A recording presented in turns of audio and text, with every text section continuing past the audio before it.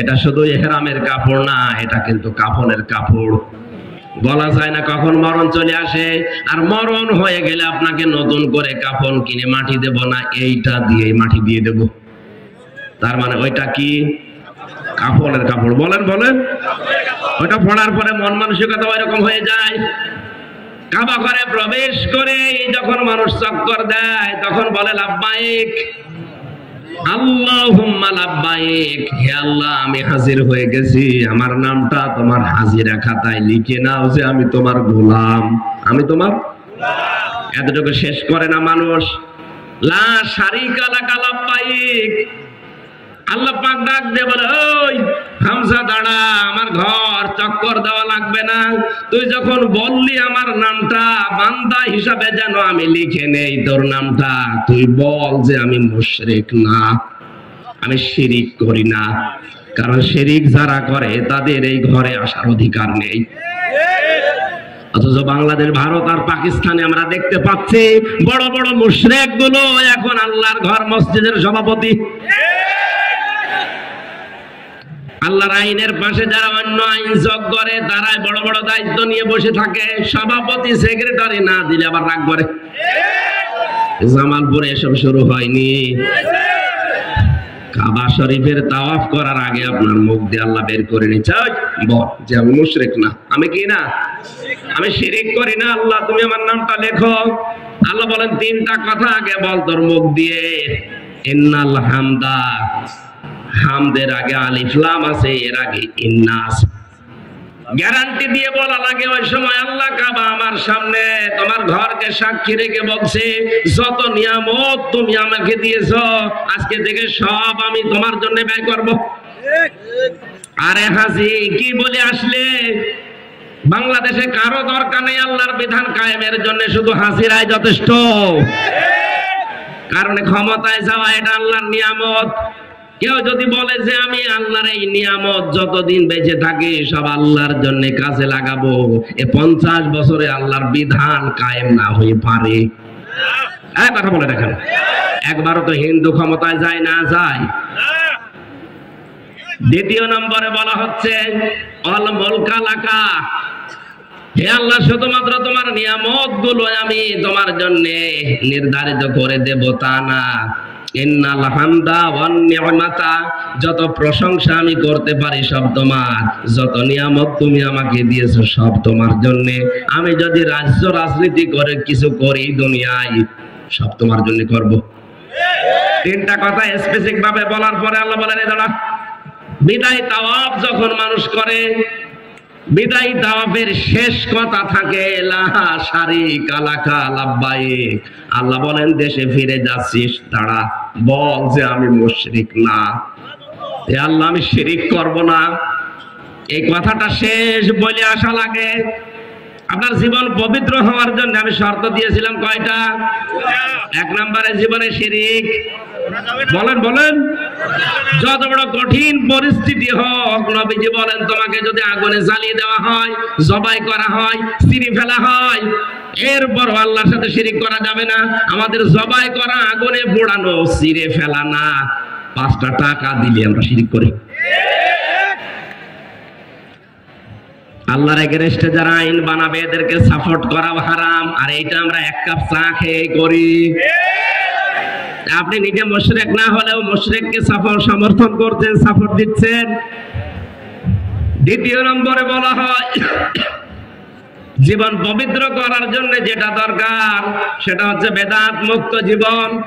আল্লাহর নবী ইসলামের যা রেখে গেছেন নতুন করে আপনি কিছু দিতে পারবেন না, ওটা দরকার নেই। ইসলামের ভেতরে নতুন করে কেউ যদি কিছু দেয় ওটা হারাম। একথা বলেন না, কেউ যদি নতুন করে কিছু ইসলামে প্রবেশ করায় সে কাফের। কেউ যদি ইসলাম থেকে কিছু বাদ দিয়ে দেয় সেও কি? আরো জোরে, জোর হলো না?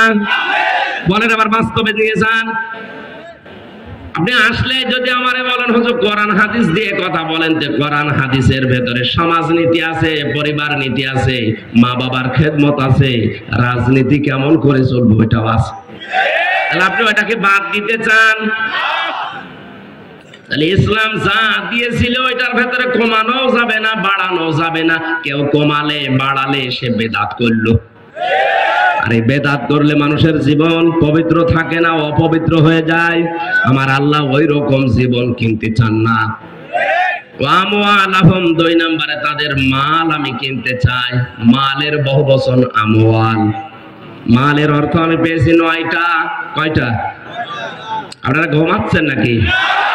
9টা মালের প্রথম। পৃথিবীর সব কিছু আল্লাহ রাসূলের দৃষ্টিতে সম্পদ মাল, এর ভেতরে উত্তম সম্পদ হচ্ছে আল্লাহওয়ালা মেয়ে মানুষ। আদ-দুনিয়া কুল্লুহা মাতাউন ওয়া খায়রু মাতাউদ দুনিয়া ইমরাতুস সালিহা। এই পৃথিবীর সব কিছু সম্পদ, আল্লাহর নবী বলেন এর ভেতরে উত্তম সম্পদ হচ্ছে আল্লাহওয়ালা নেককার মেয়ে মানুষ।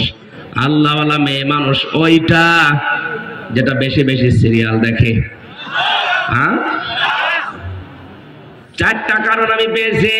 কেউ যদি নেককার নারী দাবি করে, শুধু নামাজ পড়া, রোজা রাখা, কালো বোরকা পরা না, 4টা গুণ লাগবে। মেয়েরা যারা বসে আছে, আমি জানি হাজার হাজার মহিলা প্যান্ডেলে বসে আছে, আপনি মিলাবেন 4টা গুণ যদি আপনার ভেতরে থাকে, আপনার জীবন পবিত্র, নেককার, শ্রেষ্ঠ সম্পদ আপনি। জান্নাতের 8টা দরজা আপনার জন্য খোলা থাকবে। জান্নাত আল্লাহ আপনাকে দিয়ে আপনার জীবন আর মাল আল্লাহ কিনে নেবে। 1 নম্বরে যেই নারীর দিকে তার স্বামী তাকালে আনন্দ অঙ্গে ভঙ্গে কথাবার্তারা যে কোনো কায়দায় সম্মান দিয়ে হোক স্বামীকে যারা খুশি করে, এরকম অবস্থা যে বাংলাদেশের অধিকাংশ পরিবারে নেই। এই জন্যই অধিকাংশ পুরুষ মানুষ পরকীয়া প্রেম করে। এত জোরে ঠিক বলা দরকার নেই। আপনি পরকীয়া প্রেম করছেন, খুব আনন্দে আসবেন। সম্মানিতা মা বোনেরা, আপনার স্বামীর যদি লাইন থাকে অন্য কোন জায়গায়, শুধুমাত্র স্বামীর একা দোষ না, এর ভেতরে আপনারও দুর্বলতা আছে। কারণ পৃথিবীতে আল্লাহর পরে রসুলের পরে স্থান স্বামীর, সেটাকে আপনি সম্মান দেন না, তার মন মেজাজ বোঝেন না, তো বেটা করবে কি? একটুখানি যদি উদার হতে পারতেন, তার সাথে বেশি মিশতে পারতেন, যে মহিলার দিকে ওর নজর আছে, তার ভেতরে কি আছে, আপনার ভেতরে যা আছে তার ভেতরে তাই আছে। কোন কারণে সে অন্য জায়গায় লাইন করবে? এজন্য উজাড় করে দেওয়ার জন্য আপনার ভেতরে আল্লাহ যে নিয়ামত গুলো দিয়েছে, স্বামীকে কন্ট্রোল আপনি করতে পারবেন। 2 নম্বর নেককার নারীর বৈশিষ্ট্য, স্বামী যেটা পছন্দ করে যদি জায়েজ হয়, জীবন চলে গেলে ওইটার তারে মানা লাগবে। কথা বলেন এখানে। এখানে আমি সহ যত স্বামী বসে আছে, তাকান, প্রত্যেকটা স্বামী, আমি বুকে হাত দিয়ে বলছি কোরআন সামনে নিয়ে, প্রতিটি স্বামী চাই বিয়ের পরে যেন তার মা বাবা তার সাথে থাকে। 100 জনের 98 জন মহিলা এটা চাই না। বিয়ের পরে শুধু সুর তোলে আলাদা হয়ে যাও। এত কষ্ট করে শ্রম দিয়ে খরচ করে আমাকে রাত দিন এ পর্যন্ত পেছনে নিয়ে এসেছে, আর তাকে এখন 2 দিন 3 কথার বিয়ে করে আমার আলাদা করে দেওয়া লাগবে। আর আপনি নেককার নারী, কে বলেছে আপনাকে? আজ বাংলাদেশের জেলাতে বৃদ্ধাশ্রম গুলো বেড়ে যাচ্ছে। আমি শিক্ষার জন্য বলছি, এই মানুষগুলো শুধুমাত্র যদি একটু উদার হতো, নিজের মা বাবাকে যে নজরে দেখে, শ্বশুর শাশুড়িকে ওই নজরে দেখলে বাংলাদেশে কোনো ছেলে আলাদা হইতো না। একবার রাঙ্গামাটি থেকে আসার সময় একটা বৃদ্ধাশ্রমে আমরা নিয়ে গেল, যে দেখি এক মুরব্বী ছেলে দেখতে এসেছে, ডাক দিয়ে বলছে, বাবা তুই আমার মাথার উপরে ফ্যানটা পাল্টিয়ে দিবি, এটা ঘরে না।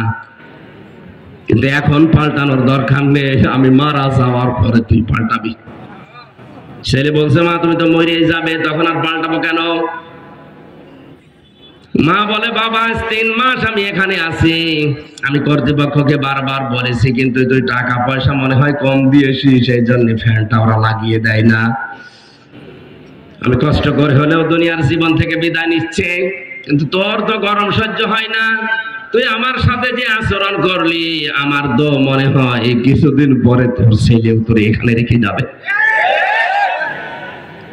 তোর গরমে কষ্ট হবে, আমি মা হয়ে সহ্য করতে পারি না, এই জন্য আগে থেকে তোরে সতর্ক করলাম।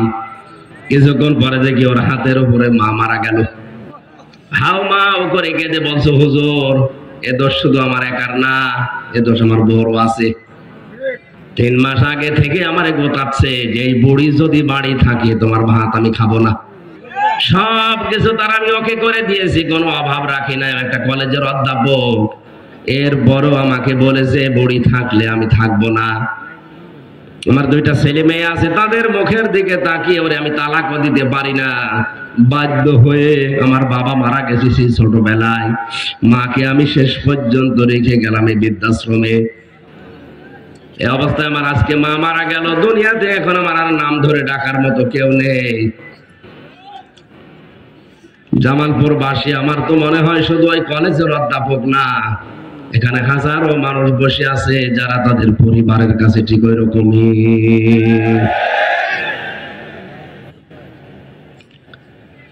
স্বামী পছন্দ করেছে, আমার যতটুকু সামর্থ্য আছে এই নিয়ে আমার মা বাবা আমার সাথে থাকবে।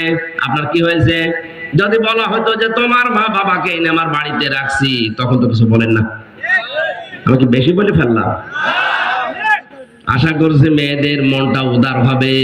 নেককার হওয়ার জন্য 3 নাম্বার গুণ হচ্ছে স্বামীর যে জায়েজ খেদমত আছে ওটা জীবন চলে গেল আপনাকে মানা লাগবে। ও তার নিজ প্রয়োজনে ডাক দিয়েছে আর আপনি খেতা সেলাই করা নিয়ে ব্যস্ত, হাঁসের খাবার দিয়ে নিয়ে ব্যস্ত। হাঁসের দাম বেশি হয়ে গেল আপনার।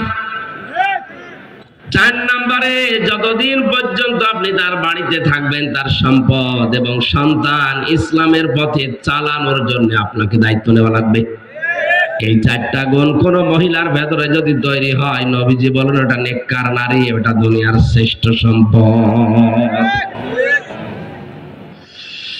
আল্লাহ পাক বলেন ইন্নাল্লাহা আশতারা মিনাল মুমিনিনা আনফুসাহুম ওয়া আমওয়ালাহুম বিআন্না লাহুমুল জান্নাহ। আমি আল্লাহ নিজে ক্রেতা, শুধুমাত্র মুমিনদের কাছ থেকে জান আর মাল কিনতে চাই। এই সম্পদটা কেনার বিনিময়ে যেটা দিতে চাই তার নাম জান্নাত। দুনিয়া বিক্রি করলেও যার একটা শিকের মূল্য হবে না। জোরে বলেন আল্লাহু আকবার। এখন জানমাল যারা বিক্রি করে দিল, জান্নাত যারা পেয়ে গেল, তারা কি করবে জানমাল দিয়ে? ইউকাতিলুনা ফি সাবিলিল্লাহি ফায়াকতুলুনা ওয়া ইউকতালুন। জানমাল দিয়ে আল্লাহর রাস্তায় সংগ্রাম করবে, তারা মারবে এবং মরবে। মারবে এবং মরবে। বলেন বলেন।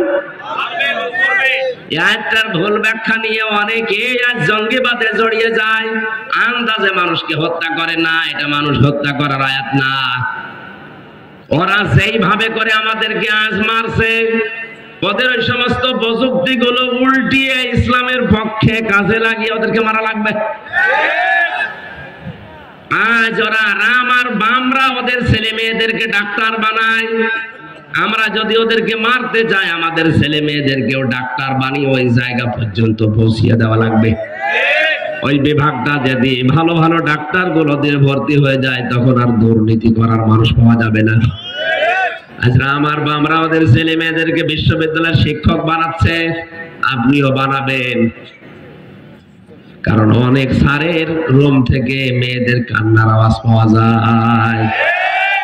বিশ্ববিদ্যালয় কলেজের স্যারগুলো যদি সিলেট বিশ্ববিদ্যালয়ের ডক্টর ফজলুল হকের মতো আমরা বানাতে পারতাম, কুষ্টিয়া বিশ্ববিদ্যালয়ের ডক্টর কামরুজ্জামানের মতো বানাতে পারতাম, চট্টগ্রাম বিশ্ববিদ্যালয়ের ডক্টর মফিজুর রহমানের মতো বানাতে পারতাম, বিশ্ববিদ্যালয়ের রুম থেকে মেয়েদের কান্নার আওয়াজ আসতো না। ওরা আজ আমাদেরকে এগুলো দিয়ে মেরে জীবন ধ্বংস করে দিচ্ছে, শিক্ষা ব্যবস্থা শেষ করে দিচ্ছে।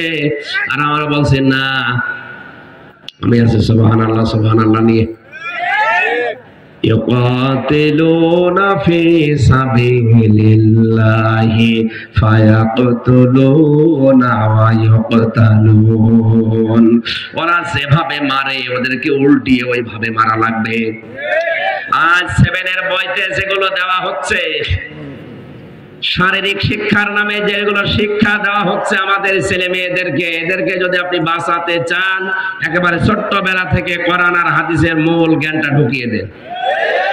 হয়তো পাস করার জন্য সিলেবাস হিসেবে ওইগুলো পড়বে, কিন্তু ওই দিকে ওদের নজর যাবে না।